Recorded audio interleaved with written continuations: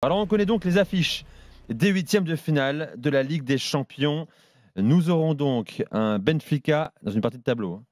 Benfica, FC Barcelone, Borussia Dortmund, Lille, FC Bayern contre Bayer Leverkusen, Feyenoord Rotterdam contre l'Inter Milan. Ça c'est une partie de tableau. L'autre partie de tableau, nous aurons Arsenal, PSV Eindhoven, Atlético de Madrid, Real Madrid.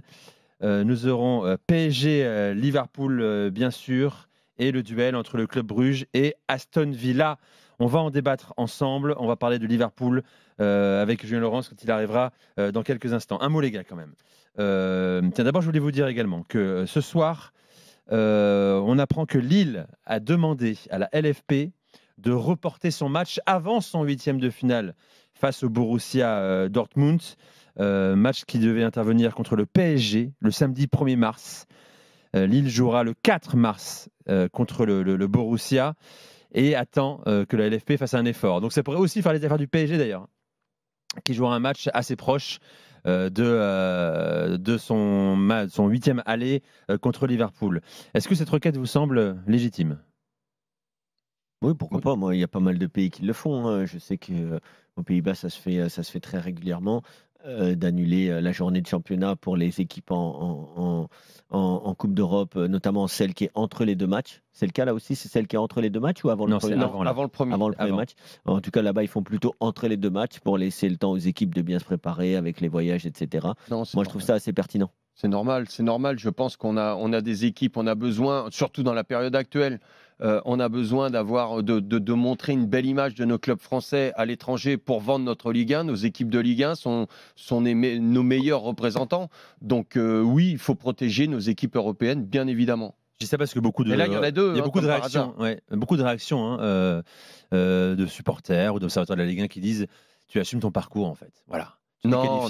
Ça fait partie du cahier des charges. T'es Ligue 1, Ligue des Champions. Tu joues tous les 3 jours. Ça a toujours été. C'est pas un problème. T'enchaînes, quoi. Ça a toujours été. Moi, je l'ai connu en 1915 quand je jouais. Chaque fois, on avait le coach qui demandait à reporter les matchs parce que jouer tous les 3 jours. Enfin, t'as des équipes qui font bien le boulot. Il faut pas non plus. Faut arrêter de s'aborder. Dans les Liverpool, les Anglais, tout ça peuvent reporter des matchs aussi. Il y a pas de souci. En Espagne, ils le font. En Italie, ils le font. Pourquoi nous, les Français, on ne voudrait pas le faire? Les Anglais, il faudra demander à Julien, mais je ne sais pas s'ils reportent pour la Coupe d'Europe. Ils reportent parce qu'ils ont des coupes. Entre deux, ils ont pas mal de coupes, mais il est là, ils reportent beaucoup. Julien est là. Bonsoir.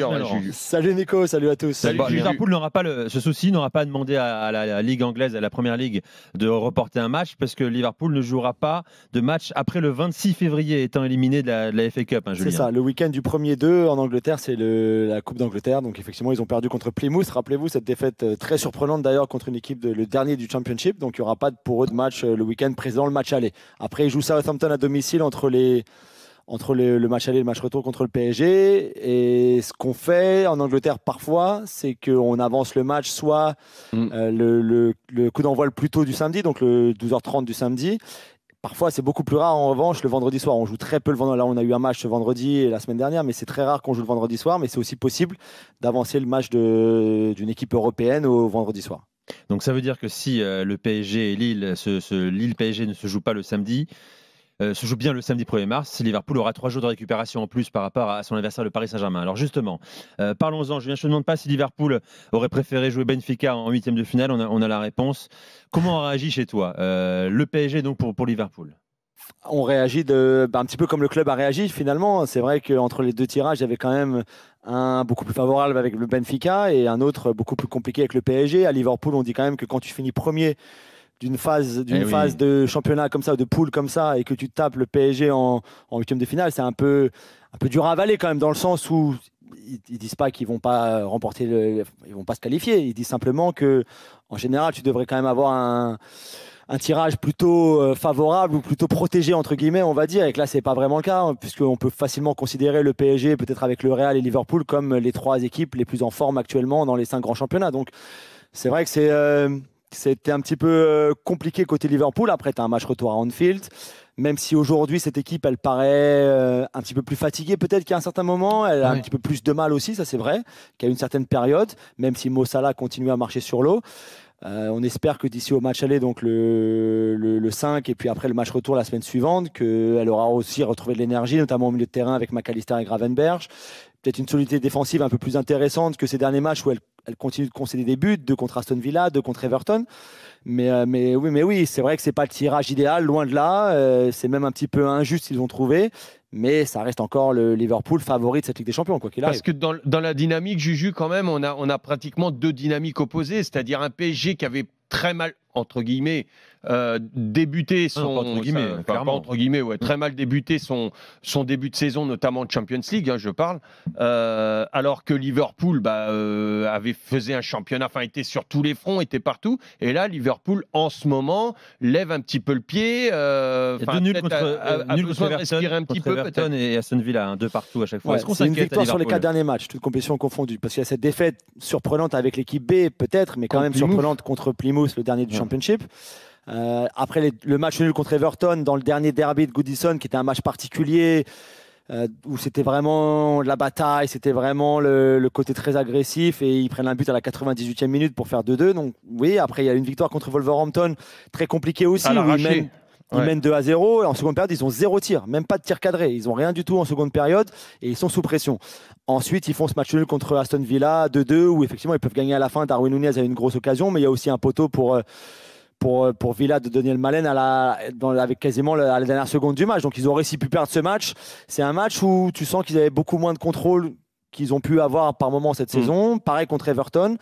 Alors le seul truc, c'est que le PSG ne joue ni comme Villa ni comme Everton finalement. Donc je pense que la façon dont le PSG joue peut aussi favoriser entre guillemets Liverpool, parce que c'est le genre d'équipe contre qui ils aiment jouer, ça c'est sûr. Mais c'est vrai qu'en ce moment c'est un petit peu plus compliqué pour eux, faut le reconnaître. Ils ont très peu perdu cette saison, un match de championnat perdu, un en Ligue des Champions au PSV quand ils étaient déjà qualifiés et assurés de terminer premier, un en Coupe de la Ligue contre Tottenham, mais ils ont gagné le match retour, et puis donc ce match contre Plymouth en Coupe d'Angleterre. Donc 4 défaites simplement dans la saison. Pour l'instant ça reste quand même assez incroyable, mais c'est vrai qu'ils semblent un peu plus fatigués, on va dire, avec moins d'énergie et moins de solutions à trouver aux problèmes que les adversaires peuvent poser sur les 4 derniers matchs. Bon, en tout cas, le PSG va faire face à l'équipe, je le dis, la plus intense d'Europe, défensivement ou offensivement certainement.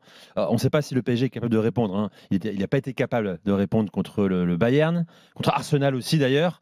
C'est un autre PSG qui peut répondre, Kevin, là, à l'intensité imposée par Liverpool? Oui, là, c'est clairement un autre Paris Saint-Germain qui est en pleine confiance. Après, on ne va pas se cacher, c'est un des pires tirages. De toute façon, que ce soit le Barça ou Liverpool, ça aurait été très, très compliqué. Et ça va être très, très compliqué maintenant, comme il l'a dit.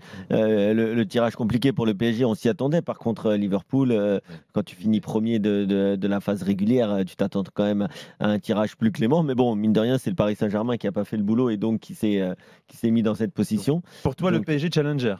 Ah oui, non, outsider, ce duel. Je vais pas dire, ouais, aussi outsider. Pour moi, les favoris, ça reste Liverpool, au vu de la saison qu'ils font, même s'ils sont dans une moins bonne période. Et puis, de toute façon, le Paris Saint-Germain, faut pas qu'ils se mettent de pression. Julien, comment tu vois cette opposition, justement? Je parlais d'intensité de Liverpool. Est-ce qu'elle sera la même? J'imagine que oui, à ce niveau-là et pour ce rendez-vous-là, ils vont retrouver leur intensité. Comment tu vois cette confrontation, justement, Julien? Moi, je pense que ça va être exceptionnel, sincèrement, aller au retour, tant par l'ambiance dans les deux stades que par ce que les deux équipes vont pouvoir proposer.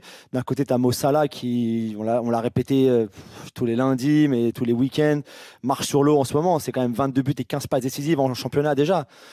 C'est incroyable le niveau atteint de Mo Salah qui va avoir 33 ans cet été. Donc déjà, il y a ça. De l'autre côté, il y a Ousmane Dembélé. S'il reste bon, là, je sais qu'il n'a pas marqué les 2 derniers matchs, mais s'il reste sur ce qu'on a vu depuis la mi-décembre, ça va être exceptionnel de voir ces 2 joueurs-là en leader de leur équipe, c'est sûr. Et puis après, tu as raison, il y a cette opposition dans l'intensité que les 2 équipes savent mettre. Alors, elle est un petit peu différente.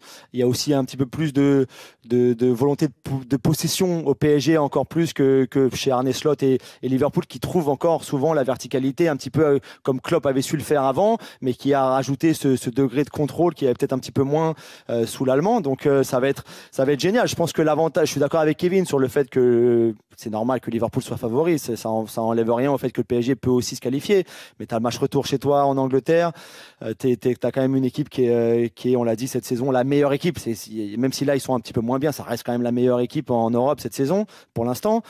plus Mo Salah. Donc oui, ça va être exceptionnel. Moi, je pense que le PSG peut rivaliser en termes d'intensité, ça c'est sûr. J'ai rarement vu une équipe, même pas Liverpool non plus, avec des sorties de balles comme celle dont on voit le PSG fournir et exécuter sur les derniers matchs notamment. J'étais à Brest sur le premier but de Dembélé. La sortie de balle est exceptionnelle. Alors bien sûr, c'était que Brest en face, mais le pressing adverse d'une équipe comme Brest ou d'une autre, quand il est bien fait de façon agressive, c'est dur pour n'importe qui de faire une sortie de balle propre et qui en plus t'amène vers l'avant. Là, ils l'ont fait, ils le font régulièrement. Donc ça va être intéressant de voir comment justement ils vont approcher et contrecarrer le pressing de Liverpool, parce que le pressing il sera là, même s'il est un petit peu moins efficace en ce moment, il est là. Szoboszlai par exemple, c'est une machine à presser, c'est impressionnant à voir. Salah pareil, Gakpo pareil, Gravenberch au milieu de terrain et McAllister c'est très très fort, mais on va voir aussi le 4-2-3-1 contre le 4-3-3. Il y a vraiment tellement de choses qui sont super intéressantes qu'on pourra analyser d'ici le match aller. Exactement. Lionel, tu es d'accord avec ce que tu as dit? Bien sûr, bien sûr. Mais Liverpool au-dessus encore aujourd'hui. Pardon ? Tu mets Liverpool au-dessus encore aujourd'hui? Oui, bien évidemment, et notamment sur un plan sur lequel on n'est pas venu, mais pour moi sur la gestion émotionnelle de ce genre de rencontre. Il faut pas oublier quand même que même au niveau du jeu et tout ça, tout, je pense que le PSG peut faire plus que rivaliser. Gestion des émotions, attention, c'est une équipe jeune, je demande à voir. Pour l'instant, elle n'a encore rien prouvé face à... C'est une équipe en reconstruction. Elle n'a rien prouvé face... en huitième, en quart, ou voilà, parce que là, c'était différent. Même en phase de Ligue, elle n'a pas prouvé. Exactement. Donc, mais... je les sens capables de pouvoir faire quelque chose et de faire douter Liverpool. Et si Liverpool se met à douter, comme Liverpool a pu douter aussi contre... c'était au PSV qui perd 3-2, c'est ça. Ouais. Donc, faire douter Liverpool, c'est pas permis à tout le monde. Le PSV a pu le faire, pourquoi pas le PSG ? Julien, donc ce sera match aller, tu l'as dit, le 5 mars, mercredi 5 mars, et retour le mardi 11 mars. Toujours étrange, cette inversion des calendriers. Tu as ceux qui jouent le mardi, qui jouent le mercredi, donc 8 jours après, et ceux qui jouent le mercredi jouent le mardi, 6 jours après. Bon, du mal à toujours à comprendre ce procédé. J'accueille Polo Breitner et Edgar Grolot. Bonsoir, messieurs. Bonsoir, salut, messieurs. Nico. Bonsoir messieurs. On prolonge nos débats sur le tirage au sort de la Ligue des Champions. Polo, tu mets une pièce sur Lille ou sur le Borussia Dortmund? Ni l'un ni l'autre. Ça va donner quoi alors? Non, mais en théorie, le Borussia Dortmund est favori, mais de quel Borussia parle-t-on? Et voilà, c'est ça le problème. Celui qui vient de se prendre de gicler en Bundesliga contre des équipes, excepté Stuttgart, contre Bochum notamment. Alors évidemment, le score est très sévère parce que c'était un match où ça allait d'un but à l'autre, etc. Est-ce que c'est celui de la première mi-temps contre le Sporting qui ne voit rien et qui se réveille en seconde mi-temps et après ça fait 3-0 et qui assure donc sa qualification? Est-ce que c'est celui qu'on a vu dans ce match en bois cette semaine en match retour où Guirassy rate un péno, où tous les joueurs se fichent complètement de la rencontre, etc. Non, le débat en Allemagne, en fait, c'est un peu la presse qui n'a pas bien compris ce qu'était Lille, parce qu'ils se sont posé la question, est-ce que la rencontre était attractive en fait pour le Borussia Dortmund? En gros, est-ce qu'on a besoin de jouer Lille? Et Nico Kovac vraiment, forcé... Polo, c'est ce qui ressort dans la presse allemande. Oui. On parle d'un qualifié direct pour les huitièmes de finale. Exactement, et c'est peut-être que la presse allemande ne bosse pas beaucoup non plus, mais bon, ça c'est l'impression. Et de l'autre côté, tu as Nico Kovac qui a été forcé de recadrer un peu tout le monde en disant, écoutez, j'ai été coach à Monaco, je sais ce que c'est Lille, regardez un peu leur collectif, regardez le nombre de buts qu'ils encaissent, etc. Regardez leur performance à l'Atleti, au Real, et quand tu vois le parcours du Borussia Dortmund en face, il n'y a rien du tout, quoi. C'est-à-dire que les deux équipes impressionnantes, entre guillemets, rencontrées, ce sont deux défaites pour le Borussia Dortmund, dont une à domicile 3-2 à l'époque avec contre le Barça, avec l'ancien coach Nouri Sahin. La seule bonne nouvelle, j'ai envie de dire, c'est que ça se passe dans une quinzaine de jours et qu'avec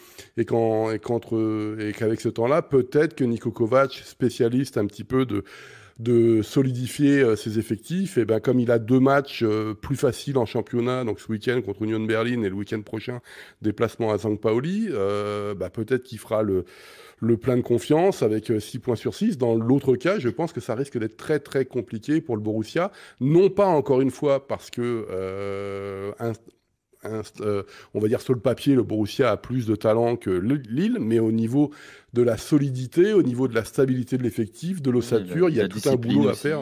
Il y a tout le boulot à faire du côté du Borussia Dortmund. Le Borussia qui héberge le meilleur buteur actuel avec des champions, tu as cité son nom, c'est Serhou Guirassy qui a marqué 10 buts tout de même, et il sera là a priori. sauf Pépin. Polo l'a dit, hein, ça dépend de quel Borussia. Le Borussia 11e de Bundesliga, le Borussia qualifié pour la 8e de finale avec des champions. Ça dépend aussi de quel Lille. Si c'est le Lille actuel qui est autant malade peut-être que Dortmund, effectivement, maintenant... Autant malade, tu dirais, toi ils sont pas très bien. On va voir déjà ce week-end. Mieux, oui. On va voir ce week-end. Ils ont été beaucoup mieux ces derniers temps. Maintenant, et peut-être qu'ils ont justement la tête à cette Champions League, c'est fort possible. Mais quand j'entendais Polo, je retournais quelques années en arrière avec la même considération pour la JOCR quand Dortmund jouait au CER. Au début, c'était la même chose, mais c'est qui cette équipe de Pécor, de machin, de trucs. Et puis, bon, bah voilà, on les a amenés jusqu'aux prolongations et tout ça. Je pense que Lille est capable de faire mieux que nous et de les éliminer. Kevin? Non, mais moi, je suis d'accord avec Polo. Faut savoir quelle équipe de Dortmund tu vas avoir. Est-ce que c'est l'équipe de Dortmund qui a quand même beaucoup de qualité individuelle, qui va peut-être retourner un petit peu sa saison petit à petit avec Niko Kovac qui petit à petit prend la main peut-être ou prendra la main sur cet effectif, même s'il reste peu de temps. Mais c'est clair que Lille a toutes ses chances. Hein. Mais quand tu as battu le Real et l'Atlético, tu dois pas avoir de complexe. Là. Oui, bon après, attention. Faut voir faut voir dans quelle situation et dans quel genre de match. Ouais, tu les as battus. Dans ta mémoire. Oui, tu les as battus, mais tu as aussi été plus en difficulté dans certains matchs, forcément. Donc, non, mais c'est un match, c'est pas du 50-50, parce que quand même, Dortmund, ça reste une équipe avec plus de talent individuel, mais Lille est une belle équipe qui n'a absolument rien à perdre. Bon, Polo, tu vois du mieux ou pas dans cette équipe-là depuis l'arrivée de Niko Kovac ou vraiment pas? J'ai le sentiment, oui. J'ai le sentiment. Quand même oui, mais par contre, il faut. Kovac l'a très bien dit. C'est la tête qui va pas en ce moment. C'est-à-dire que lorsque tu vois la première mi-temps au Sporting. Qui n'était pas non plus en odeur de sainteté depuis le départ d'Amorim notamment, qui avait des difficultés. Tu sentais que les passes n'étaient pas assurées, tu sentais qu'il y avait de la trouille dans l'effectif, etc. Et ils se sont libérés en seconde mi-temps. Mais j'ai surtout envie de faire un parallèle avec ce qui s'est passé l'année dernière entre Lens et Fribourg. Fribourg, lorsqu'ils ont joué, rappelez-vous, en barrage Europa League, Fribourg allait pas bien du tout. Et moi, j'avais dit, si tu n'arrives pas à battre Fribourg à ce moment-là, à quel moment vous allez commencer à battre des équipes allemandes? Et ça, je pense que c'est Lille doit jouer là-dessus.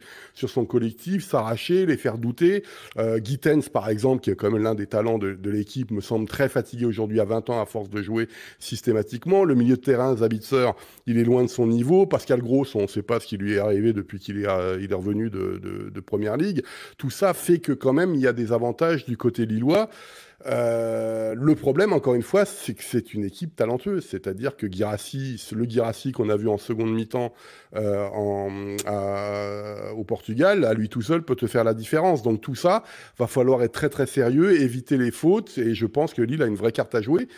Maintenant, Niko Kovac aussi, c'est quelqu'un qui est spécialiste pour redresser ces équipes-là, qui travaille beaucoup sur la défense en ce moment. Et encore une fois, je pense qu'il va falloir faire très attention au match de demain contre Union Berlin et à St. Pauli. C'est ça, à mon avis. S'ils repartent sur une bonne dynamique, ça peut être plus compliqué pour le LOSC. Bon, parcours potentiel de Lille ou du Borussia si ça passe en 8e de finale. Quart de finale contre le Benfica Lisbonne ou le FC Barcelone. Puis bon, après, si on se projette très loin, tout ça est très fictif. Hein. Demi-finale contre le Feyenoord Rotterdam, Inter Milan, Bayern Munich ou Bayer Leverkusen. Dans un instant, on parle de ce 8e de finale qui m'excite le plus, je crois, avec PSG Liverpool, Bayer Leverkusen, Bayern Munich. Avec toi, Polo. Edgar, on aura donc un nouveau Real Atlético. Le 5e à 11 ans en Ligue des Champions. Jamais l'Atlético n'est venu à bout du Real dans l'histoire très récente du football en Ligue des Champions. Oui, c'est vraiment la bête noire, c'est la bête noire de l'Atlético, c'est la bête noire de Simeone. Il faut se rendre compte du traumatisme à répétition de l'Atlético depuis 11 saisons. Hein. Ils perdent en finale 2014 face au Real 4-1. Après, ils perdent en quart l'année d'après. En 2016, ils reperdent en finale au tir au but. Et ensuite, en 2017, ils sont éliminés en demi-finale par le Real. Donc c'est un vrai traumatisme. Ça va être un match qui va beaucoup compter parce qu'on sait que c'est aussi un complexe aussi pour les supporters de l'Atlético, forcément, parce que c'est le match qui compte le plus pour eux. Il y a une vraie rivalité ici, évidemment, à Madrid. Et c'est le match où tu peux vanner ton pote qui supporte l'autre équipe le lendemain au boulot. Donc c'est un match qui va beaucoup compter. Et forcément, ça donne envie parce que les deux matchs cette saison qu'il y a eu entre les deux équipes, à chaque fois, ça s'est soldé par un partout. C'était des matchs à la fois de qualité dans le sérieux des équipes, mais aussi avec un petit peu de retenue parce que les deux équipes on avait surtout l'impression que aucune des deux équipes n'avait envie de perdre le match. Et on était été un peu frustré, surtout lors du dernier match à Bernabéu il y a quelques jours seulement, qui s'est fini par le 1 partout, et on avait l'impression qu'aucune des deux équipes allait vraiment aller chercher la victoire. Voilà, là, il n'y a pas le choix. Il y a une équipe qui va se qualifier et l'autre non, et donc ça rajoute encore une dimension. Il y a de la tension, beaucoup de tension entre les deux équipes cette saison, notamment autour de l'arbitrage, mais pas que. On se souvient tout ce qui s'est passé autour de Thibaut Courtois avec des jets d'objets au Metropolitano en championnat. Voilà, il y a tout pour que ce soit un grand match. Et évidemment, nous en tant que Français, il y a Mbappé contre Griezmann, ça va être passionnant évidemment. Les gars, on a quand même des affiches de fou dans ces huitièmes de finale. Moi, j'ai fait un très beau tweet, match. Lionel m'a répondu d'ailleurs. Moi, j'adore. Voilà. Mais ça veut dire qu'il va nous rester quoi pour la finale? Un Real Atlético, un PSG Liverpool en huitième de finale de Ligue des Champions. C'est grâce ou à cause, selon à la nouvelle formule. Pourquoi? Parce qu'avant, avant le premier d'un groupe jouer un deuxième dans notre groupe. Tu avais beaucoup moins d'affiches en huitième de finale. Et le Real et l'Atlético ne pourraient pas jouer parce que c'est le même pays. Là, et en plus, exactement, ils ne pouvaient pas jouer non plus. Non, moi, je ne suis pas un grand fan des affiches de demi-finale traditionnelles avec des champions, là. Non, moi je ne suis pas d'accord que ce soit la nouvelle formule qui fasse ça. Si, ça joue bien sûr que bah non, et je ne suis pas du tout d'accord que ce soit super de voir des clubs de deux mêmes pays qui se rencontrent. Mais bon, après ça c'est chacun son avis. Mais par contre c'est vrai que ça fait dans l'ensemble des belles affiches. Aston Villa-Bruges n'aurait jamais existé en huitième de finale par exemple. Tu vois.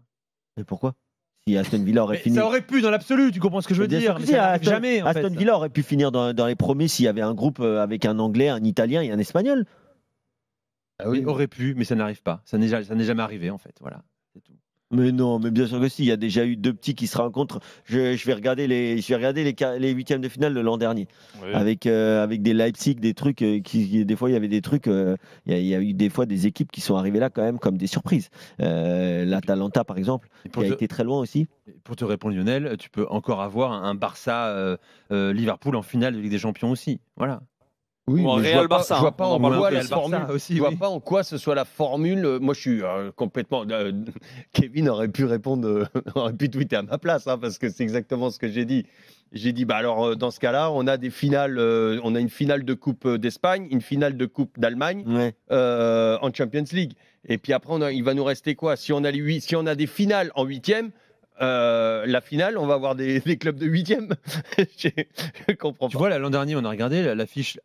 Entre guillemets, la moins sexy, en huitième de finale, c'était PSG Dortmund. PSV, pardon, Dortmund. Mais PSV Dortmund, c'est totalement Bruges Aston Villa. C'est pas totalement Bruges Aston Villa, mais tu rigoles ou quoi? PSV Dortmund, c'est pas Bruges. Mais tu veux regarder. C'est au-dessus. Mais attends, mais tu veux regarder le budget d'Aston Villa ou pas? PSV Dortmund, c'est au-dessus. Mais regarde le budget d'Aston Villa. Mais le budget d'Aston Villa, c'est brillance, de prestige. Mais le budget d'Aston Villa, c'est 2 ou 3 fois le budget du PSV. Je te parle de l'histoire récente du football. Mais aujourd'hui, mais non. Mais Aston Villa, ils ont une Ligue des Champions. De quoi tu me parles? Mais ça date de quand? Mais on s'en fout. Mais le PSV. Polo, qu'est-ce que t'en penses? Il va changer tout ça. Le PSV, c'était quand leur dernière finale de Ligue des Champions? J'ai pas entendu la fin du budget d'Aston Villa. C'est 2-3 fois quoi? C'est 2-3 fois le PSV Eindhoven. Mais c'est pas le sujet, le budget là en fait. C'est comme Bruges. Après, historiquement, c'est un club prestigieux, Aston Villa. Oui, les gars, le stade de Reims, Bruges aussi au passage. Nico débarque dans le football. Nico débarque dans le football. Et n'importe quoi. Ils ont une étoile. On verra ça va se reproduire ces huitièmes de finale avec cette nouvelle formule. C'est pas objectif. J'ai pas de billes dans la nouvelle formule. Bah, je sais pas, on dirait.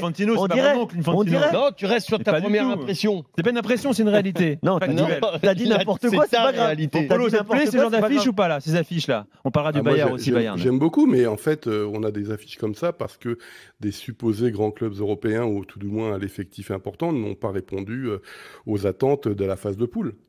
C'est pour ça que ça fonctionne. C'est-à-dire que moi je suis assez d'accord avec toi, Nico. C'est-à-dire que le deuxième, ou même un petit club entre guillemets et puis encore une fois, l'histoire c'est Bruges aussi. C'est pas forcément un autre club. L'histoire du football, le football belge dans les années 80, c'était quelque chose. Et on l'oublie un petit peu aussi. Dis pourquoi tu es d'accord avec moi surtout. Mais parce que, en fait, le problème d'un club qui pouvait même en supposer petit ou moins important que d'autres, qui finissait premier ou deuxième, se retomber directement du fait qu'on ne pouvait pas en plus affronter des clubs de même pays. Le tirage au sort était tellement orienté avec toutes les contraintes télé, etc., qu'ils se retrouvaient systématiquement contre un gros... moi, je me rappelle pas d'un huitième de finale, entre guillemets, de niveau Europa League, quoi. Donc là, il y a des choses qui sont. En même temps, on est en Ligue des Champions. Donc là, si les gros se rendent compte, qu'est-ce que ça va donner notre finale? Par exemple, on avait une finale de fou. Real, Manchester City, on l'avait pas vu ça depuis combien de temps? qu'on n'avait pas vu ça. On avait ça à la rigueur dans les phases de groupe, lors d'un groupe Mais là, de c'était un 2 et 3. 16e, Polo, c'est normal, c'était un Bah oui. 16e. Bah, Ça 16e existait parce pas que normalement, Manchester les 16e. City, parce que pourquoi? Parce que les phases de groupe. Mais qu'est-ce qu'on a fait les 16e? C'est juste le niveau du groupe 2 et groupe 3 d'avant. Et comme Manchester City a déconné comme le PSG, ben on se retrouve avec des affiches qui sont assez extraordinaires. Donc en fait, la phase de groupe est intéressante parce que des clubs qu'on passe son temps à mépriser, comme les clubs néerlandais ou les clubs portugais, montrent qu'ils sont là, et les gros clubs, eh ben ils se sont fait avoir. Et ils se retrouvent avec des tirages d'enfer. Parce qu'il y avait 8 journées et que certains ont démarré trop tardivement leur Ligue des Champions. Ça, c'est un autre débat, parce qu'en fait, la Ligue des Champions est en train de devenir juste plus une coupe d'Europe, mais un championnat d'Europe. Parce qu'en fait, Exactement. on sature complètement la télé, là, hein, entre les championnats nationaux plus la... Oui, mais quand les gens regarderont pas la télé, ce sera super la nouvelle formule. Bah, c'est ça. Vivement mais qu'ils Nico arrêtent de Germain regarder la adore. télé.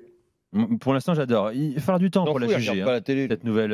Non, mais il faut des formule. blocs. C'est comme au vélo, il faut mettre des blocs. Et tu es tranquille pendant 2 mois, tu fais 4 journées à la suite, super important, et ça pose des problèmes parce qu'on a les championnats les week-ends, etc. Mais il y a plein de choses de positives avec cette nouvelle formule. Mais le problème, c'est que ça s'étire et c'est fait exprès en plus.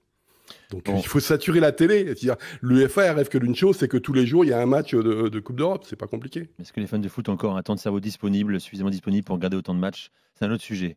Pour reprendre Pour une moi, vieille on est en train de expression. banaliser justement tous ces matchs-là. Bon, en tout cas, moi, ça me régale. Moi, je vais regarder. J'ai envie de regarder tous les matchs. Si vous êtes des blasés du foot, les amis, c'est votre Mais problème. là, il y a la Coupe On va d'Allemagne, les si tu veux. regarder. Bon, Polo, malheureusement, on n'a plus de On aura la temps de même parler de affiche. Bayern. Faudra qu'on en Avec parle. des stades pleins, mon cher Kevin, tu vois. Ah, mais j'adore, moi, il n'y a pas de problème. On parlera lundi soir de Bayern. Il y a des ce sera stades pleins aussi fabuleux. aux Pays-Bas. Et de Wirtz Moussiala. Et le Viers Moussiala, exactement Ouais. comme souvent le lundi soir. Ouais. Et on aura sûrement la confirmation que le Bayern est meilleur que le Bayern sur ce 8e verra. de finale. On verra ça. Malzehen.